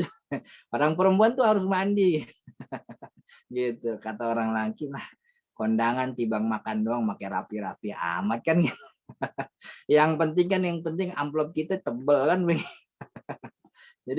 Jadi mandi itu kebiasaan. Nah, karena ini punya kemiripan dengan kebiasaan, agar yang kita lakukan tercatat sebagai ibadah harus dikasih merek. Apa mereknya? Pas niat itu. Nawaitul ghusla, saya niat mandi. Emang ngapain pakai niat? Kan mandi juga biasa tiap hari. Oh, enggak, ini bukan mandi biasa. Lirafil hadatsil akbar. Mandi ini untuk mengangkat hadas besar. Dikasih merek seperti itu membuat mandi yang satu ini menjadi dikhususkan. Oh, ini mandi ibadah nih, dapat pahala ibadah sekaligus menggugurkan kewajiban dan mengangkat hadas besar. Maka kalau ada orang yang masuk kamar mandi dalam keadaan berhadas besar, di sampingnya teman kosnya juga masuk kamar mandi dengan tanpa hadas besar, itu mandi biasa. Tapi yang satu masuk nggak pakai niat, yang satu juga nggak pakai niat, yang satu mah nggak ada masalah. Kenapa nggak ada masalah? Ya karena emang dia nggak junub. Yang satu junub, dia masuk kamar mandi guyuran nggak pakai niat. Maka setelah keluar kamar mandi hilang bau badannya, segar tubuhnya, tapi hadas besar belum terangkat. Kenapa? Karena dia mandi kayak biasa, nggak pakai niat. Karena ini ibadah yang memang butuh niat. Kenapa butuh niat? Karena punya kemiripan. Jadi niat itu kata Nabi Muhammad, innamal a'malu binniyat. Amal ibadah itu tergantung dengan niatnya, dan niat kita, dan kita akan mendapatkan sesuai dengan apa yang kita niatin. Kalau kita nggak niat apa-apa, ya nggak dapat apa-apa. Dan karena ini ibadah yang mirip dengan kebiasaan, maka harus dibedakan. Bedanya di mana? Bedanya di niat. Gitu. Upin Ipin itu kan kembar, biar nggak saru nih. Biar nggak saru, Upin dikasih warna kuning, Ipin warna biru. Makin nggak saru lagi, Upin kita tambahin jambul kan. Jadi biar ada pembeda gitu. Dulu waktu belajar ini biar apa namanya, kata guru, biar malaikat nggak salah nyatet. Padahal malaikat nggak mungkin salah nyatet, kita yang salah niat, akhirnya kita nggak dapat apa-apa. Karena mandi itu kebiasaan kita. Maka untuk membedakan mana kebiasaan, mana ibadah, kasih niat. Persis kayak kita nongkrong di masjid. Nongkrong di masjid itu kan kebiasaan kita. Ngobrol di masjid lama itu kebiasaan kita. Tapi ada ibadah yang teknisnya sama kayak begitu, nongkrong di masjid, yaitu i'tikaf. I'tikaf itu kan nggak ngapa-ngapain, tibang nongkrong aja di masjid. Nongkrong di masjid, baca Quran boleh, buka HP nggak ada masalah, ngobrol boleh juga. Bedanya apa i'tikaf sama orang yang i'tikaf? Bedanya cuma niat doang. Yang satu masuk nawaitul i'tikaf, yang satu masuk aja. Masuk nyari colokan, ngecas HP sambil istirahat. Nongkrongnya di tiang yang sama, nyender di tiang yang sama, dapat kipas angin dari kipas angin yang sama, duduk di lantai yang sama, tapi pahalanya beda-beda. Apa yang beda? Niatnya. Jadi mandi janabah yang membedakan dengan mandi biasa, pertama dia harus niat. Yang kedua, rukun mandi janabah apa? Yang kedua, klik lagi. Yang kedua adalah membersihkan najis dari badan. Jadi sebelum mandi janabah, pastikan badan kita nggak ada najisnya. Yang ketiga yaitu meratakan seluruh badan, meratakan air ke seluruh tubuh. Makanya sebelum diratain najisnya tuh dihilangin dulu, supaya air yang datang itu memang betul-betul nempel ke tubuh kita, bukan untuk membersihkan najis. Makanya saran saya ini kalau dan ini yang saya biasa lakukan kalau mandi janabah itu, biasanya pertama mandi aja kayak biasa dulu. Selain membersihkan najis, mandi biasa itu bikin jalan air. Tahu gak bikin jalan air? Ini kagak ada di kitab nih, bikin jalan. Jadi kan kadang tuh air itu tidak berjalan sesuai keinginan kita. Kita alirin air, kadang-kadang dia belok sono. Dia belok sono. Kenapa? Karena belum ada riwayat jalur air di sini.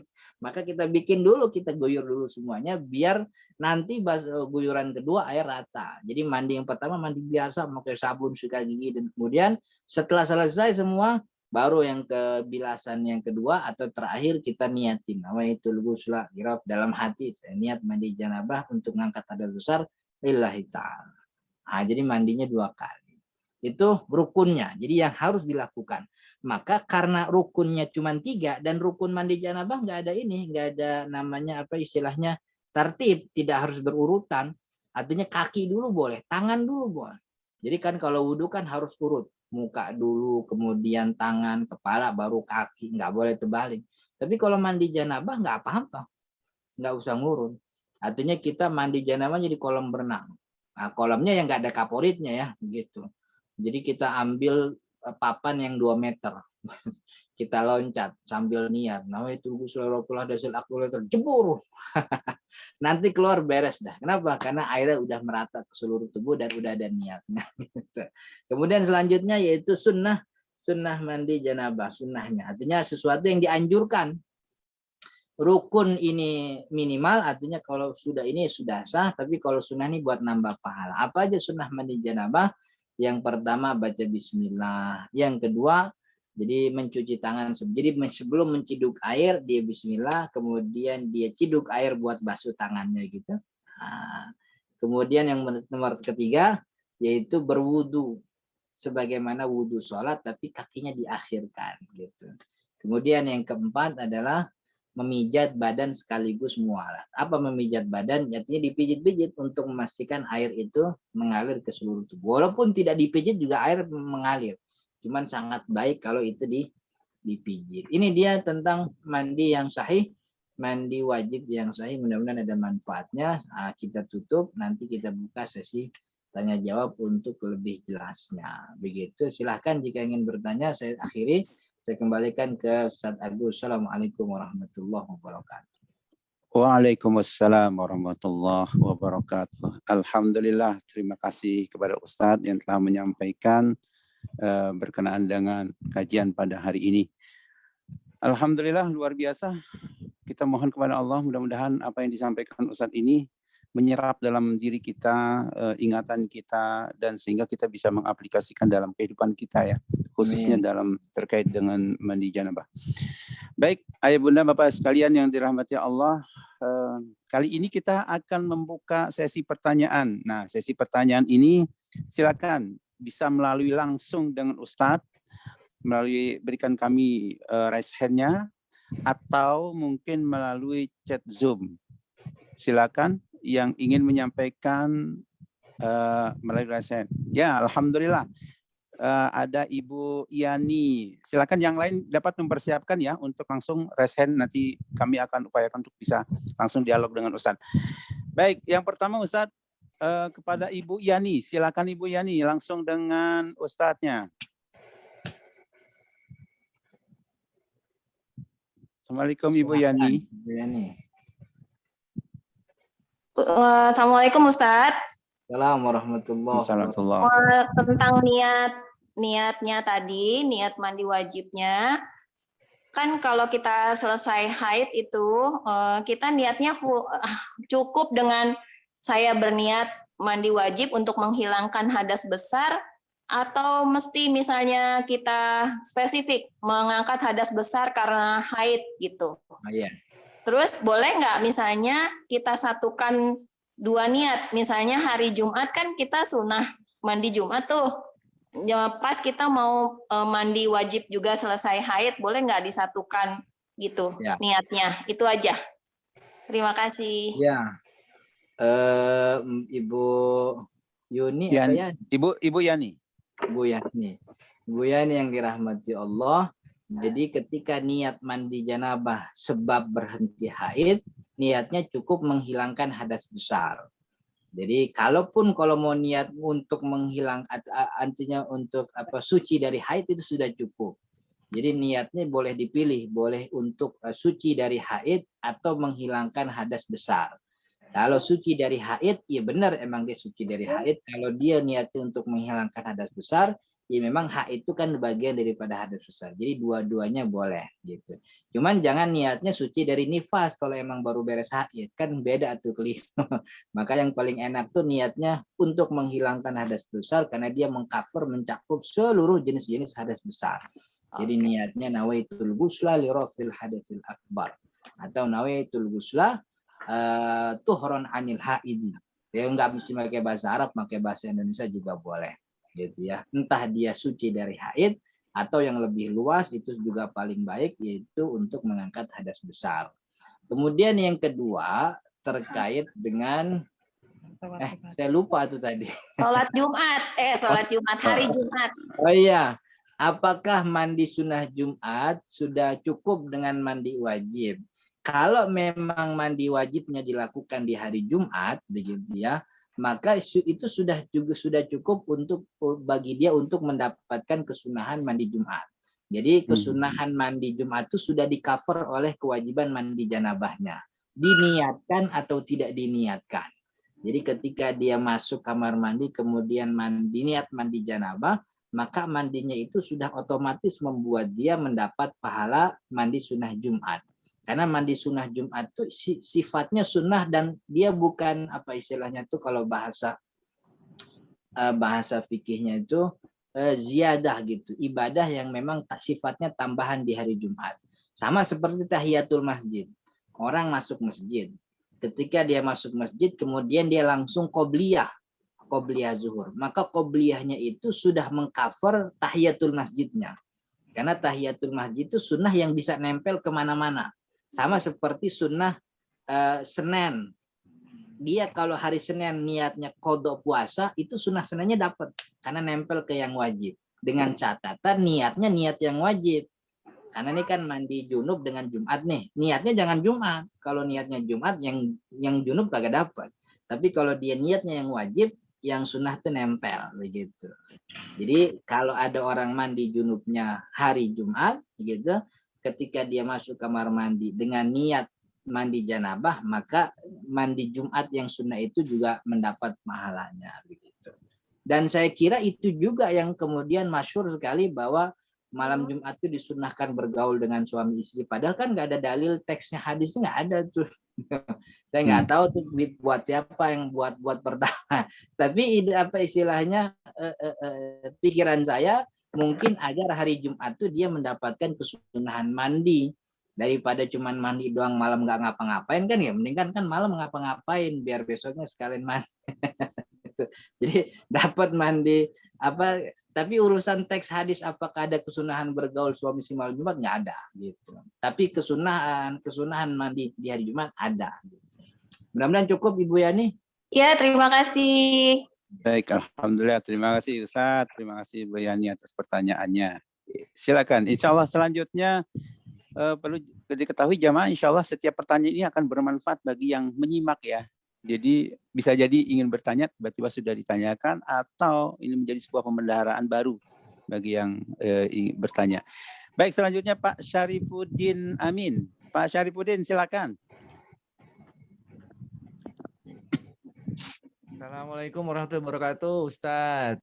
Waalaikumsalam warahmatullahi wabarakatuh. Ini ada 2 pertanyaan. Ya. Yang pertama adalah materi yang lalu. Ya. Bahwa wudhu itu kan dibasuh, Ustadz, tuh kalau kaki ya. Ya. Kaki dibasuh. Saya sering lihat itu kalau di masjid cuma dikucurin, Ustadz, sama air dihidupin, nah kakinya taruh di bawah, nggak dibasuh. Nah ini apakah wudhunya sah atau tidak gitu? Saya suka akhirnya karena dapat materi dari Ustadz, saya bilang dibasuh. Malah saya pernah baca sampai di sela-sela jari kaki. Ya. Itu. Nah, terus yang kedua Ustadz, niatnya itu saat mau mandi wajib itu sebelum masuk kamar mandi atau setelah di dalamnya? Karena kan sebelum masuk kamar mandi kita doa tuh, Allahumma inni a'udzubika minal khubusi wal khaba'is. Nah, itu terus dilanjut sama baca niat saya mau mandi wajib gitu. Nah, karena kan kalau masalah basah, saya setiap mandi selalu basah Ustaz, dari ujung rambut ke ujung kaki. Karena kalau nggak basah tuh kayaknya basah gitu. Itu aja Ustaz. Makasih. Assalamualaikum warahmatullahi wabarakatuh. Assalamualaikum warahmatullahi wabarakatuh. Yang pertama berkaitan dengan kaki, memang kewajibannya itu sebenarnya basuh tuh itu kan terjemah Indonesia ya. Kalau bahasa Al-Qur'annya kan ghusl. Faghsilu wujuhakum wa aydiyakum ilal marafiqi wamsahu bi ru'usikum wa arjulakum. Jadi kaki itu dighusl. Ghusl itu dengan ghain pakai fathah. Ghain pakai fathah, ghusl itu artinya kalau diterjemahkan ke Indonesia memang membasuh itu ya. Walaupun bisa juga ghusl itu diartikan mengguyur. Karena ghusl itu artinya isalatul ma'i alal udwi, mengalirkan air ke anggota tubuh tertentu, itu namanya ghusl. Maka kalau ada orang wudhu cukup naruh kakinya di bawah keran air, itu sudah cukup dikatakan ghusl, karena ghusl itu definisinya mengalirkan air ke anggota tubuh. Jadi anggota, walaupun nggak ada pijet-pijet, nggak ada masalah, karena dalam mazhab Imam Syafi'i memang yang penting air itu mengalir ke anggota tubuh yang memang diwajibkan. Yang penting dialirinnya atau nadangin kaki di keran itu memang dari mata kaki udah ditadangin. Artinya seluruh bagian itu wajib. Jadi orang yang nadangin kakinya di keran ketika membasuh kaki itu sudah cukup wudunya sah karena masuk dalam kategori membasuh atau mengalirkan air ke anggota tubuh itu, anggota tubuh tertentu. Adapun beberapa ulama menyebut menyela-nyela jari itu bukan kewajiban, itu hukumnya sunnah saja, anjurannya seperti itu gitu. Anjurannya jarinya di sela-sela, anjurannya artinya kalaupun tidak di sela-sela nggak ada masalah, yang penting kita pastikan bahwa air itu memang mengalir ke seluruh anggota tubuh. Maka itu juga berarti kalau memang kita tidak meyakini, artinya tidak bisa, bukan tidak bisa. Kalau memang tubuh kita tuh sangat kering sekali dalam keadaan tertentu, gitu sangat kering, entah karena bekas bekerja, dan kita yakin air itu tidak mungkin masuk ke seluruh bagian anggota tubuh kecuali dengan disela, maka sela-sela itu jadi wajib hukumnya. Nah, tapi kan normalnya air itu mengalir ke bagian terkecil daripada sela-sela anggota tubuh kita gitu, pasti dia mengalir. Tapi dalam keadaan tertentu seperti orang yang habis kerja ngecor misalnya, kan itu. Nah, maka sela-sela itu bagi dia tuh hukumnya jadi wajib karena sela-sela itu yang membuat air mengalir ke anggota tubuh. Jadi pada intinya gini, mengalirkan air ke seluruh membasuh itu artinya mengalirkan air ke anggota tubuh, maka nadangin kaki di keran itu sudah cukup. Nah, adapun menyela-nyela jari itu hukumnya sunnah. Nah, tapi menyela-nyela jari kaki yang awal hukum sunnah bisa jadi wajib kalau keadaan kakinya itu sangat kering sekali atau mungkin terbalur semen dan sebagainya yang membuat air itu tidak masuk kecuali di sela-sela begitu ya. Itu yang pertama tuh. Kemudian yang kedua, niat itu harus nempel dengan pekerjaan ibadah yang pertama kali. Maka kalau dia masuk kamar mandi kan belum guyuran, maka belum niat. Kecuali kalau udah guyuran dari sebelum masuk kamar mandi gitu. Bisa apa enggak? Kalau dia belum guyuran ya jangan niat dulu. Jadi niat itu nempel sama guyuran. Jadi ketika guyuran pertama baru dia niat. Dan niatnya dalam hati nggak perlu diucapin. Dan nggak perlu ada lillahi ta'ala juga. Kan kita sering diajarkan gitu. Nawaitul ghusla li rafil hadatsil akbar lillahi ta'ala. Lillahi ta'alanya nggak usah dipakai, nggak apa-apa. Jadi yang penting tuh nawaitul ghusla li rafil hadatsi akbar. Udah beres itu. Atau ditambahkan nawaitul ghusla li rafil hadatsil akbar fardhon. Ada kalimat fardhonnya. Kalau dengan bahasa Indonesia, saya niat mandi wajib fardu. Saya niat fardu mandi wajib lillahi ta'ala. Udah beres. Jadi tidak perlu dengan bahasa Arab, bahasa Indonesia, dan niat itu dilakukan di awal kali pekerjaan ibadah itu. Awal guyuran kalau mandi, awal basuhan muka kalau wudu begitu. Jadi enggak bisa dari luar kamar mandi karena setelah karena ada jeda yang cukup lama begitu ya, yang membuat orang bisa saja berubah niatnya. Maka niat itu kata ulama Syafi'i muqaranatul iktiranu al-maqsid bima bil fi'li gitu. Menyambungkan antara niat dan pekerjaannya. Mudah-mudahan cukup itu Pak Syarifuddin. Syukran Ustaz, jazakallahu khair. Alhamdulillah. Terima kasih Ustaz. Terima kasih Pak Syarifuddin atas pertanyaannya. Baik, selanjutnya saya akan bacakan chat di Zoom Ustaz. Ya. Ada dari Ibu Mila. Ini ada 3 pertanyaan nih Ustaz. Ibu Mila. Baik, pertanyaan pertama adalah jika kita mau puasa sedangkan baru junub, bolehkah mandi junub pas terdengar azan subuh? Apakah sah puasanya? Yang kedua, apakah setelah mandi wajib harus wudhu lagi kalau kita mau sholat atau cukup dengan mandi wajib saja? Dan yang terakhir, yang ketiga nih, kapan seharusnya mandi wajib untuk wanita yang sedang dalam masa premenopause dan jadwal haidnya menjadi tidak teratur, dikira masih haid ternyata sudah berhenti atau dikira sudah berhenti ternyata masih keluar haid. Silakan Ustaz. Ya, pertama soal dalam keadaan berpuasa. Orang berpuasa dalam keadaan junub itu tetap sah gitu ya, kecuali junubnya karena sebab haid dan nifas. Jangankan malam subuh ke dia junubnya. Siang hari kalau junubnya nggak sengaja, junubnya gara-gara mimpi basah, puasanya tetap sah, nggak batal. Maka ketika ada orang junub karena sebab bergaul dengan pasangan, lalu datang waktu subuh begitu ya, dan dia belum sempat mandi. Jadi mandinya itu setelah subuh sekian menit, itu juga nggak ada masalah. Yang penting malamnya sudah niat untuk berpuasa begitu. Maka bangun dalam keadaan junub atau masuk waktu subuh dalam keadaan junub itu tidak membatalkan puasa, dan itu terjadi dulu dengan Nabi Muhammad SAW. Beliau SAW pernah diriwayatkan oleh Sayyidah Maimunah kalau tidak salah, Sayyidah Maimunah atau satu lagi istri beliau Saudah, bahwa Nabi Muhammad itu beliau bangun dalam keadaan junub ketika hari-hari puasa dan beliau tetap berpuasa. Jadi tidak ada masalah gitu ya.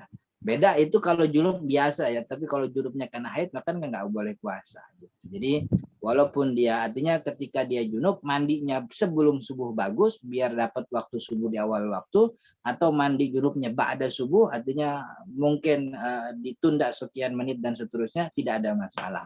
Karena kewajiban puasa tidak mengharuskan dia mandi, yang mengharuskan dia mandi itu sholatnya. Maka kalau makin lama nunda mandi, makin lama nunda sholat, itu yang jadi keburukan. Bukan soal kaitannya sama puasa, karena kalau puasanya sah-sah saja. Gitu. Oke, itu yang pertama. Kemudian yang kedua, apa mandi janabah sudah cukup, nggak perlu wudhu lagi kalau orang mau sholat? Sejatinya begitu. Jadi apa yang kita lakukan daripada mandi janabah, itu mengangkat hadas besar sekaligus menghilangkan hadas kecil. Karena hadas kecil kan ngikutin yang besar. Ketika besarnya terangkat, maka yang kecil juga terangkat. Dengan syarat, orang tidak perlu wudhu lagi setelah mandi, dengan syarat waktu mandi, dia tidak melakukan hal-hal yang menyebabkan dia hadas kecil. Lagi mandi nggak megang kemaluan, lagi mandi nggak kencing, lagi mandi nggak kentut, lagi mandi nggak bersentuhan sama pasangan. Kalau itu tidak dilakukan, maka setelah mandi beres urusan, langsung sholat. Karena ketika mandi dia tidak melakukan hal-hal yang membuat dia berhadas kecil. Seperti mandi di sungai kan gitu, langsung nyebur, naik, udah beres langsung sholat. Karena ketika mandi dia tidak melakukan hadas kecil. Tapi kalau mandi di kamar mandi kan kemungkinan kita megang kemaluan. Sangat mungkin kita buang air. Sangat mungkin kemudian kita juga kentut. Itu yang membuat hadas kecil. Hadas besarnya sudah terangkat begitu dengan mandinya, tapi hadas kecilnya dia bikin lagi gara-gara tadi megang kemaluan gitu. Jadi betul mandi kita membuat kita tidak perlu wudhu lagi untuk sholat kalau ketika mandinya tidak melakukan hadas kecil. Tapi kalau ketika mandi melakukan hadas kecil, buang air, kentut dan seterusnya, ya maka kita wajib wudhu lagi untuk menghilangkan hadas kecilnya. Itu yang kedua.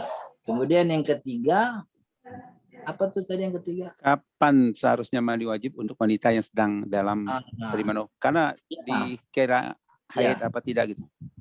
Iya, tapi jawaban ini nanti mungkin kita nanti ibu siapa tuh yang bertanya?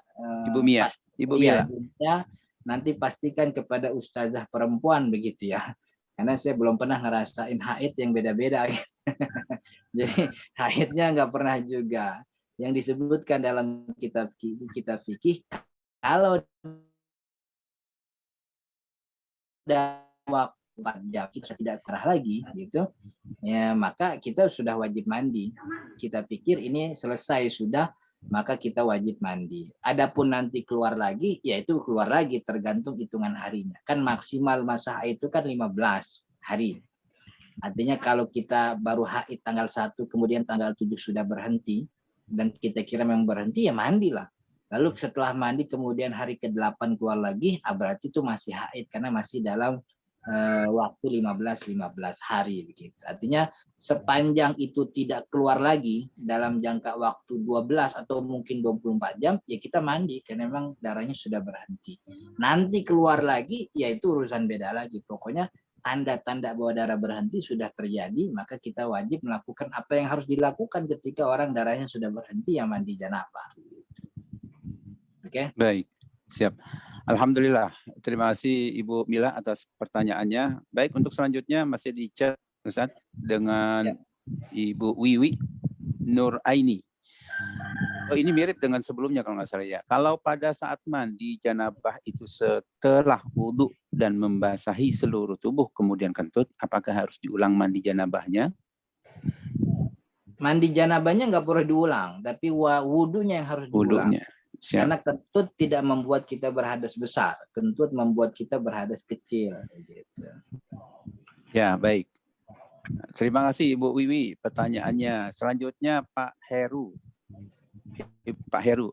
Pertanyaannya mengenai kolam renang saat ia mengandung kaporit sebagaimana solusi Pak Ustadz tadi, karena kolam renang kan mesti pakai kaporit untuk perawatan. Tadi pas Ustadz sampaikan kalau di kolam renang boleh langsung nyebur tapi airnya bebas kaporit. Bagaimana keterangannya Ustadz? Iya, ini pembahasan kita sudah bahas di pertemuan pertama 4 pekan yang lalu berkaitan dengan air mutlak. Bahwa campuran kaporit yang ada dalam air itu bukan campuran yang natural. Dia campuran yang memang sangat mungkin bisa dipisahkan. Dan kaporit itu bukan bagian dari air. Makanya percampuran air dengan kaporit itu membuat air itu menjadi tidak mutlak lagi. Karena tidak mutlak, maka itu tidak bisa dikatakan sebagai air tohur yang bisa mensucikan. Dia suci memang, tapi tidak bisa mensucikan. Tidak bisa buat wudu, tidak bisa buat mandi janabah, tidak bisa dilakukan, tidak bisa digunakan untuk peribadatan ritual gitu ya. Makanya mungkin kita mandi janabah di kolam berenang dengan catatan kolam berenang punya kita sendiri yang airnya tidak ada kaporitnya. Maka kalau begitu ya, kalau memang ada kolam berenang yang bebas dari kaporit ya tentu sangat baik sekali. Tapi kalau ada orang yang mandi janabah di kolam berenang dan kolam berenangnya penuh kaporit, padahal di samping kolam berenang ada kamar mandi yang airnya bersih dari kaporit, maka mandinya tidak sah. Karena mandinya dengan air yang tidak mutlak, air yang tidak mensucikan. Begitu. Jadi dia harus mengulang mandinya tersebut. Gitu. Ya itu tadi kita pembahasan tentang air yang bercampur dengan benda suci. Ada benda suci yang merubah nama air, ada benda suci yang memang merubah sifatnya. Merubah nama dan merubah sifat itu mengambil ranah pensucian air tersebut. Jadi air tetap suci, cuman dia tidak bisa mensucikan. Itu yang disepakati oleh ulama kontemporer terkait dengan air berkaporit. Tentu dalam beberapa hal ada pengecualiannya.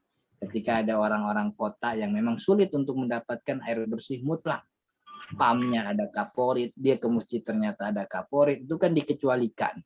Karena kalau dia mau ngambil air bersih, dia harus ke Bogor dulu. Dia mau ngambil air bersih buat sholat zuhur, dia ke Bogor, nyampe rumah udah maghrib kan. Jadi ada beberapa hal dikecualikan. Tapi sepanjang kita punya akses terhadap air mutlak, gitu, maka tidak boleh menggunakan air berkaporit, karena dia air yang mukhtalat, air yang bercampur, dan percampurannya itu merubah makna dan sifat air, maka dia tidak dikatakan sebagai air mutlak. Okay. Baik, terima kasih. Selanjutnya melalui Raisan dengan Ibu Tri Saptawati Ningsih. Silakan Ibu Tri untuk menyampaikan langsung pertanyaannya kepada Ustadz.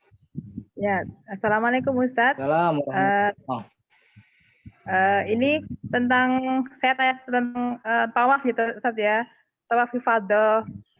Ini ada jamaah itu saya sendiri tapi ya ini waktu haji itu memakai itu loh Ustadz obat untuk menunda haid itu. Ya. Kemudian satu malam terakhir waktu di Mina itu telat beberapa jam untuk minum itu.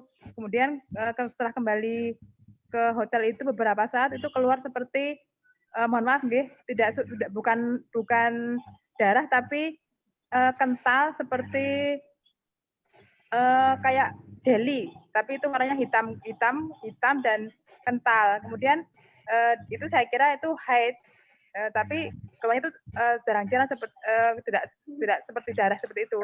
Cuman saat pipis itu baru keluar dan itu juga susah keluarnya. Kemudian saya tanyakan ke dokter yang mendamping itu, beliau mengatakan itu boleh silahkan untuk sholat dan untuk tawaf karena itu hanya sekedar hormonal seperti itu, tapi nggak boleh berhenti dari minum obat itu. Kemudian saya coba 3 kali itu tawaf ifadah itu saya pastikan tawaf pertama itu saat selesai tawaf saya lihat tidak keluar. kemudian satu lagi hari berikutnya saya tawaf ifadah tidak keluar lagi, dan hari ketiga itu tidak keluar lagi, tapi di luar itu beberapa saat keluar, Tat. Nah itu kira-kira bagaimana? Sampai pulang ke tanah air itu masih keluar, tapi tidak darah, tapi itu kental seperti jelly, seperti Ya. puding itu, tapi hitam dan kental. Dan itu saya tetap masih minum obat untuk menunda haid seperti itu. Apakah Ya. itu Obat penunda haid itu selalu diminum sampai sekarang? Apa sudah tidak lagi? Itu tidak, itu sampai pulang ke tanah air sampai 3 pekan itu, Ustadz. Sampai menghabiskan obat itu, sehingga saya dipesan sama dokter untuk coba diminum terus sampai nanti habis, kemudian nanti akan keluar lagi haid seperti biasanya, seperti itu, darah biasanya haid seperti itu, Ustadz. Ya. Memang beberapa ulama membolehkan bagi orang, karena kita ini kan kondisi haji kita ini agak rumit ya.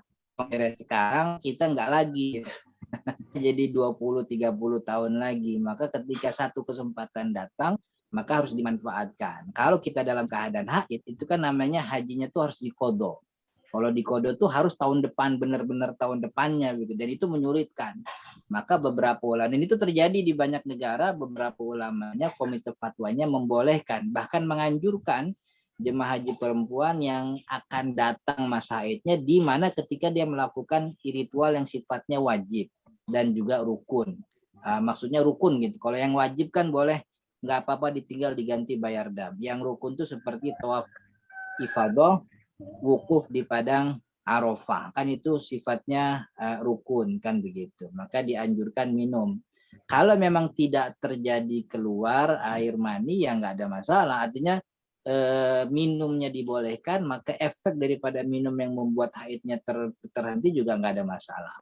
Kalau memang keluar begitu ya, dan saya juga tidak bisa memastikan apakah itu darah haid atau bukan begitu ya. Kalau sudah ditanya kepada orang ahli dan ahli mengatakan bahwa obat ini memang membuat orang keluar atau terhenti darah haidnya, yang keluar tuh hanya istihadah, darah yang sifatnya itu bukan darah haid begitu, ya maka aman-aman saja kalau seperti itu. Jadi ibadah hajinya sah begitu, yang keluar itu bukan darah haid karena sudah dipastikan oleh orang ahli gitu ya. Dan saya cukup sangat meyakini apa yang direkomendasi oleh orang-orang yang ahli di bidangnya. Jadi Ibu Tri cukup istilahnya tidak perlu diqodho, artinya hajinya sah karena ibadahnya berdasarkan ilmu yang kita dapat dari orang yang sudah ahli. Dan minum darah penunda haid itu sesuatu yang dibolehkan, bahkan dianjurkan dalam kondisi seperti ini, karena kita tidak mungkin menunda atau menyia-nyiakan satu kesempatan, padahal kita tidak mungkin lagi atau sangat sulit untuk bisa haji tahun depannya. Jadi karena sudah ada rekomendasi atau juga pernyataan dari orang ahli dokter yang mengatakan bahwa ini bukan darah haid, maka ibadah hajinya sah insya Allah begitu.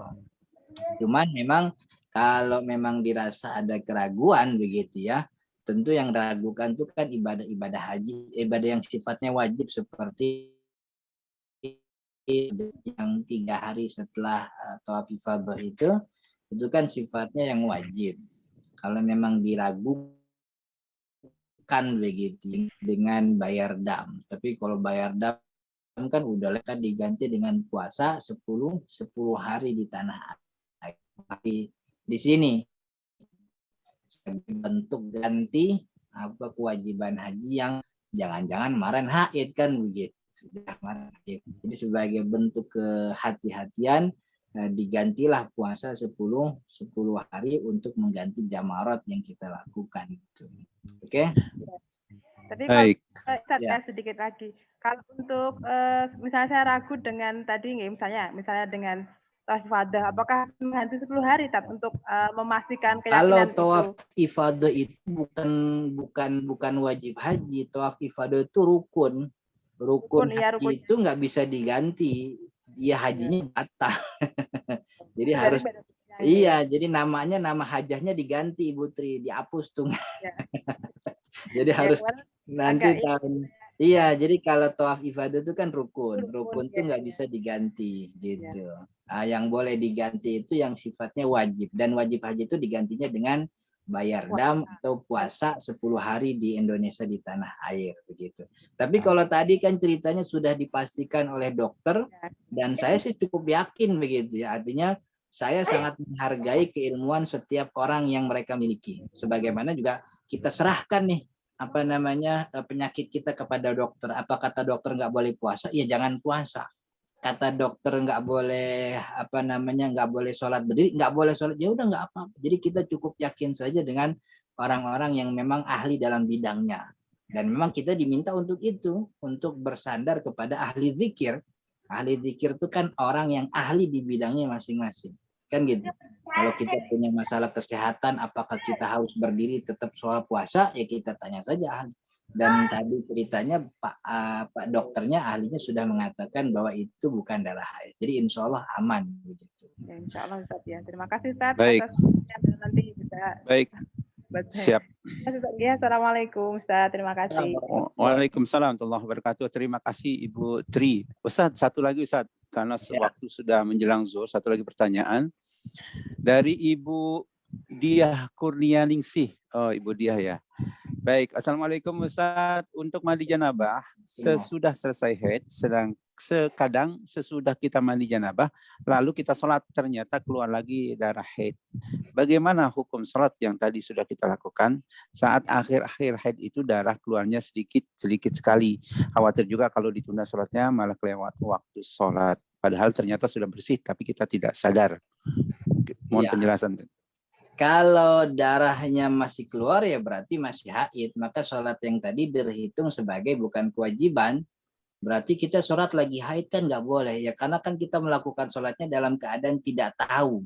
Yang kita tahu darah kita sudah berhenti ya kita sholat. Adapun ternyata darah keluar lagi, berarti sholat yang tadi dikerjakan dalam keadaan haid berarti nggak sah. Ya karena kan nggak wajib juga begitu, nggak ada masalah. Dan kita melakukan itu bukan karena menyengaja untuk sholat dalam keadaan haid. Jadi insya Allah nggak ada masalah. Nggak perlu dikodok, yang nggak perlu dikodok karena waktu itu kan masih haid. Karena masih haid maka tidak perlu dikodok sholatnya begitu. Yang satu lagi apa yang kedua? Cukup ya tadi? Ya, cukup itu Ustaz. Ya. Dan kami mohon maaf Ayah Bunda Bapak Ibu sekalian, masih banyak pertanyaan yang disampaikan melalui chat Zoom, namun kondisi waktu yang belum memungkinkan, mudah-mudahan bisa kita akan ajukan pertanyaan ini di lain waktu.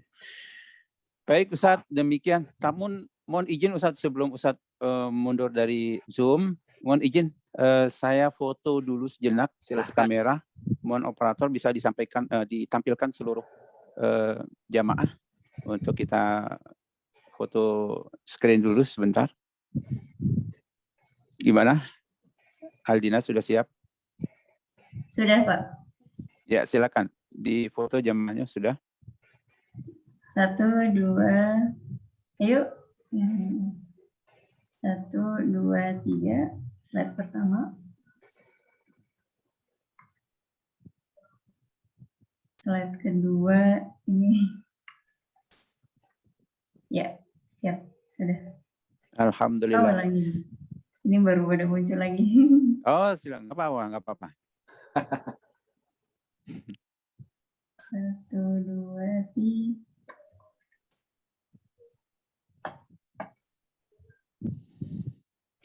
Sudah? Ya, sudah, Pak. Baik, alhamdulillah.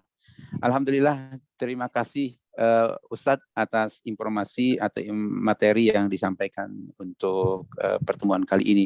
Insya Allah kita akan bertemu lagi untuk pertemuan pembahasan selanjutnya, yaitu dengan tema kapan kita boleh tayamum, insya Allah di tanggal 21 November. Demikian Ustadz. Ya, kalau gitu saya mohon pamit Ustaz Agus dan juga para jemaat teman-teman yang dirahmati Allah. Mohon maaf jika ada kata yang kurang berkenan. Assalamualaikum warahmatullahi wabarakatuh. Waalaikumsalam warahmatullahi wabarakatuh. Terima kasih kepada Ustaz dan juga kepada jamaah. Berkenan jangan mundur dulu dari Zoom. Informasi kembali kami mengulang untuk informasinya. Silakan ajak kepada sahabat-sahabat yang lainnya. Insya Allah apapun yang diterima oleh sahabat maupun keluarga yang lain, ini menjadi amaliyah buat kita, pribadi kita. Karena kita tidak pernah tahu amaliyah mana yang Allah terima untuk apa yang kita lakukan. Insya Allah temanya, kapan kita boleh tayamum. Itu pertemuan sesi akhir terkait dengan bab pembahasan terkait dengan kajian taharah. Insya Allah diadakan Ahad 21 November.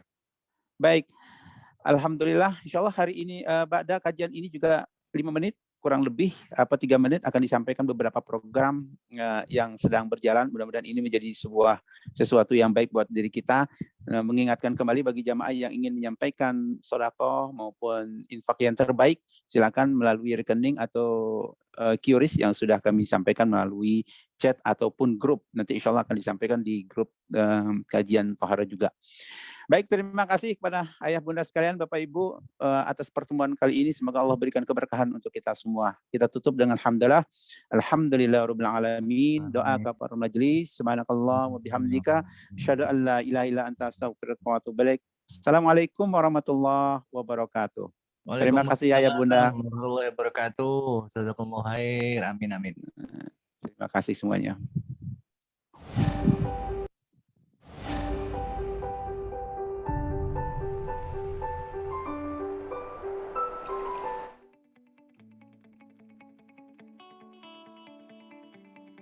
Boleh suaranya di-unmute dulu. Speakernya dinyalakan. Oke, sip ya. Siap untuk memulai sesi public speaking ini?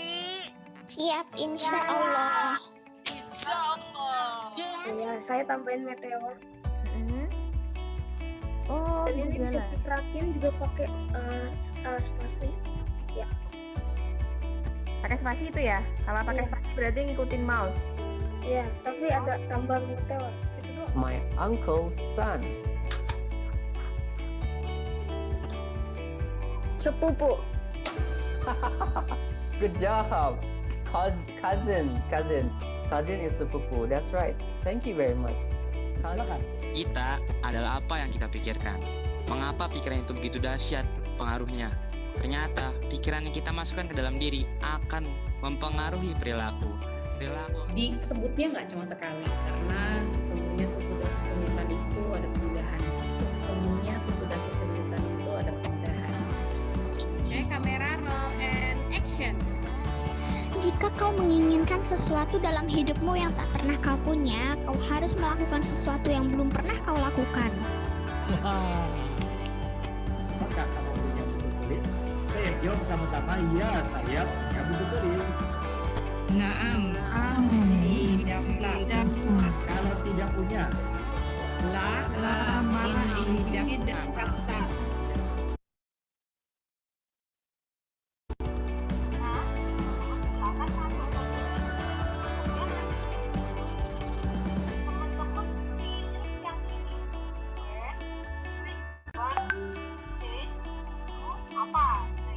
Tambahkan backdropnya dulu. Ya udah.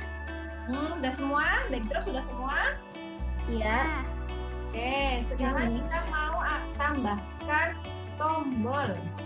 Gimana sih, apa sih faktor yang paling menurut teman-teman? Oh ini tuh utama, ini tadi ada apa penunjang gitu ya. Take note as well ya, boleh dicatat biar nggak lupa. Oke, untuk yang belum tahu, greedy ini tamak. Kemudiannya dan berupaya menjalani kehidupan yang telah ia imajinasikan, ia akan berjumpa dengan sukses di saat yang tak disangka-sangkanya. Yuk, bareng-bareng.